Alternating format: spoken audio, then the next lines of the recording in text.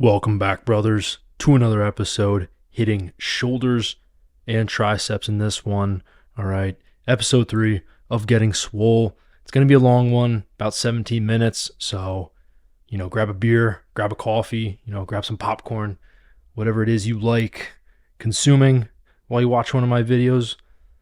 Grab that, sit on the couch, and enjoy yourself. All right, sit back and maybe learn a few things because I got a lot of tips to talk about in this one. A lot of things that I have just learned about pushing movements that I can share with you guys. And if you don't know them yet, it's absolutely going to help you increase movements like overhead press, bench press.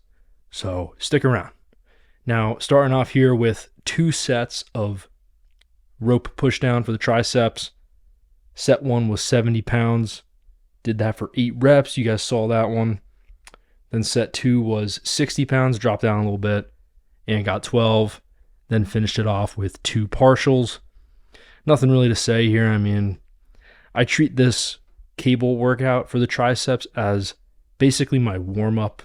All right, I want to warm up my triceps before I go into something like barbell shoulder press and, of course, a dumbbell French press or a barbell skull crusher. I like warming up my triceps before I do those movements because to me, those 2 tricep movements and even the barbell shoulder press, I want to be nice and warm for those because those are the priority. All right, those are the free weight workouts.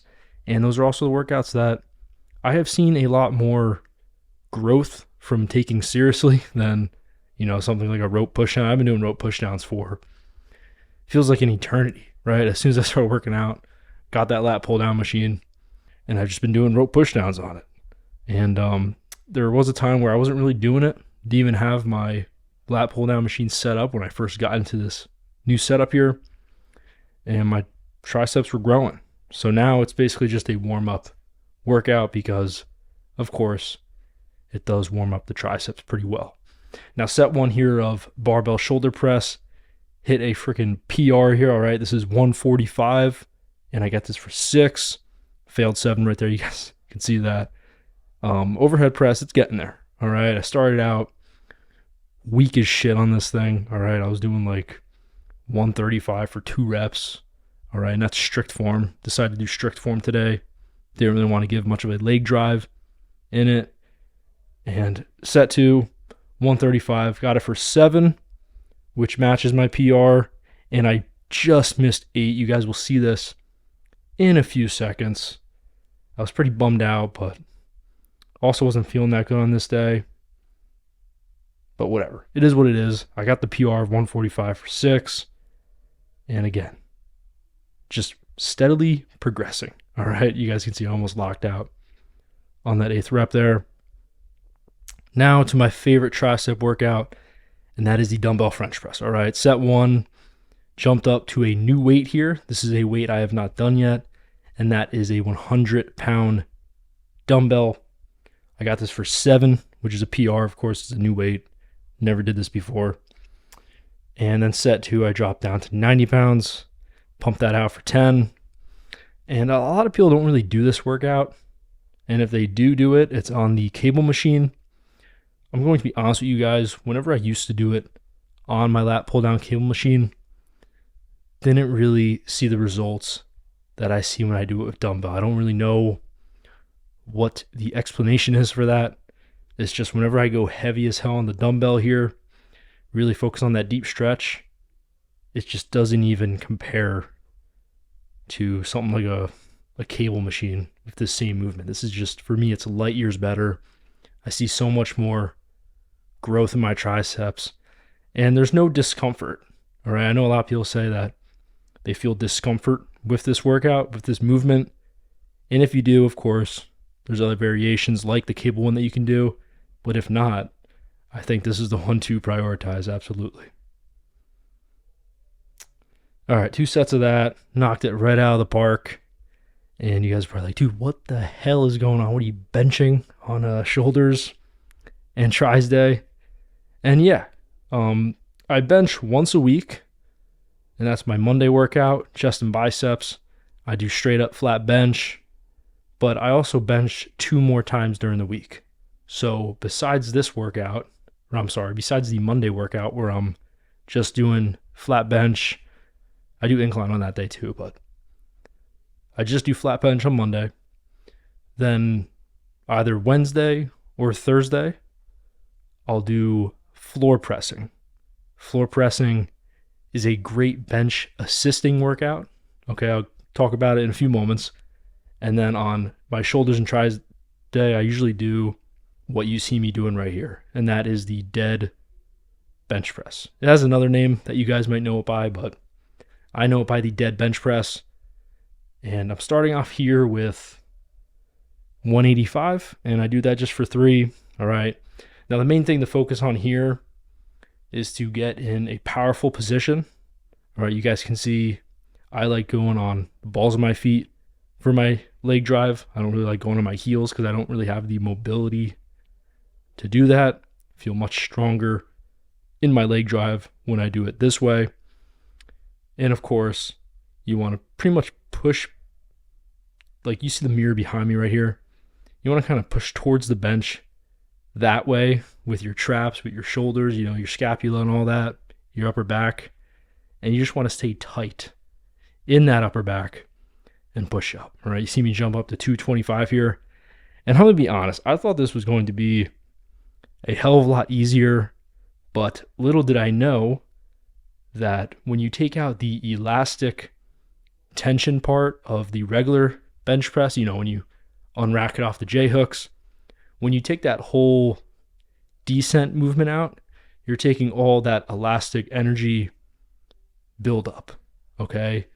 And it's a hell of a lot harder, right? Dead benching, your weight's definitely going to be a lot lower, especially your first time doing it. This is my first time doing this, so it's a little bit of a shock at how weak I was in my strength level off the chest. And you guys are probably like, why are you even doing this in the first place? Well, I'm trying to get my bench up, and I'm also trying to get stronger triceps, okay? Stronger triceps for me is going to increase my overhead press, my bench press, all my tricep movements. It's just that simple, right? And I feel like to get to 18-inch arms, it's going to be by passage of the triceps, okay? Triceps take up most of the arm, all right? That doesn't mean I'm going to have the biceps take a back seat, right? I still love hitting curls, preacher curls, standing barbell curls, but it does mean I'm going to emphasize and prioritize tricep work, especially push work, all right? Don't be surprised if you see something like a heavy, close grip bench press. Don't be surprised if you see that. Really trying to build up the triceps, their strength and size. Now, I got these workouts from a few YouTubers. I forgot their freaking names, but they're like just powerlifting guys or whatever. And I'm not trying to be a powerlifter here. I just want to increase my strength on my bench, all right? Bench, overhead press, like I said, want to increase on there. And the key to the dead press is to, as you see me doing right here, let it get to a dead stop, all right? The guy online, he literally said take a 30-second rest between each rep. So that's what I did. And I guess that makes the weight deader or whatever. And again, it was very hard, all right? I actually failed the first few of my reps doing 225 because I flared my elbows out too soon. And, whenever you do that, you just lose all the strength, right? Also trying to keep my ass on the bench, all right? Trying to get a pretty pronounced arch, but again, trying to keep the ass on the bench because once that ass comes off the bench, you're leaking so much energy towards the path of the bar, right? A lot of people think that when they do that, they get stronger, but really you're just decreasing the range of motion, which makes it easier. You're not actually getting stronger, and it also increases risk for injury a hell of a lot. So trying to stay away from that, really trying to keep the ass on the bench and just push through the upper back. And yeah, that's pretty much it. I know these sets take a while. Set 2, I do 225 for 5, and I do that same thing for set 3. First time doing this, definitely going to be a keeper because I'll say right now, barbell skull crusher, which I finished this workout in, I hit a massive PR. And I don't want to sound like a freaking know-it-all or whatever, but I do think it's because of this dead bench session here that I did like 20 minutes before I do the skull crushers. Tricep strength just blew up, and I'll go over that in a few moments when I'm doing the skull crushers. Now, guys, I guess this is a good part of the video to talk about how strength and size don't really correlate when it comes to bodybuilding. Now, I would say I'm strong, but there are guys who are nowhere near, my level of physicality, I guess you can say, when it comes to bodybuilding. But, they bench more than me, right? Maybe they deadlift more than me. They have higher numbers than me, right? But again, when it comes to like the bodybuilding standards, they're nowhere close. And part of that goes to what you prioritize when you're training. Now, I've been training like a bodybuilder for pretty much forever.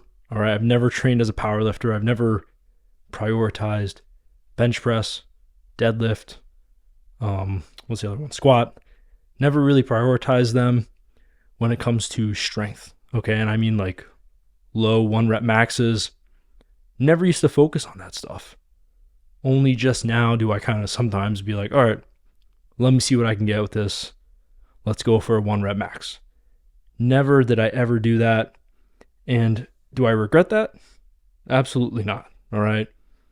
From a young age, when I first started lifting, focusing on hypertrophy, muscle building, I think that's the way to go. I honestly do, because you're going to build, a solid base, solid frame of strength, muscle, more so muscle size, but you're going to have decent strength, and really good muscle size if you keep challenging yourself in that area.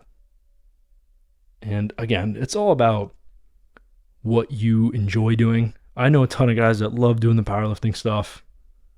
And I also know a ton of guys who like going the bodybuilding route. It's all about what you enjoy doing per se. But I do see a lot of times either guys who started out doing the powerlifting route and they're just not happy with the way their physique looks. And these are guys that are deadlifting like 600 pounds, benching well over 315, but they're not happy with how they look, right? Like their bodybuilding image, I guess you can say, which is a whole nother topic for another video. But then they turn to the bodybuilding route. And there's nothing wrong with that, right? It's all about what you want, what your goals are. And I can honestly say that from the start of my training, I've always wanted a great physique, not for the cosmetic, superficial reasons, just because, I love looking like that. I just love it. Love being like just a freaking animal, right? And again, not doing this for the approval of others, doing this for myself, right? I enjoy training because it brings me new challenges all the time, right? It's basically like there's no limit, is what I'm trying to say here.